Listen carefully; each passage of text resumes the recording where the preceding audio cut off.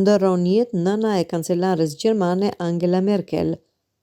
Në moshën 90 vjeçare ka ndëruar jetë Herlind Kastner, nëna e kancelares gjermane Angela Merkel.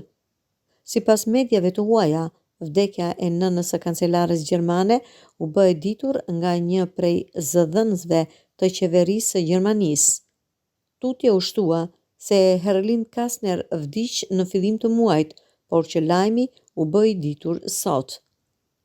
Ajo lindi udhëheqësen e ardhshme botërore në Hamburg në vitin 1954, duke u zhvendosur më pas në Ish Gjermaninë lindore vetëm disa javë më vonë me vajzën dhe burrin e saj, Horst Kastner, një pastor i cili vdiq në 2011.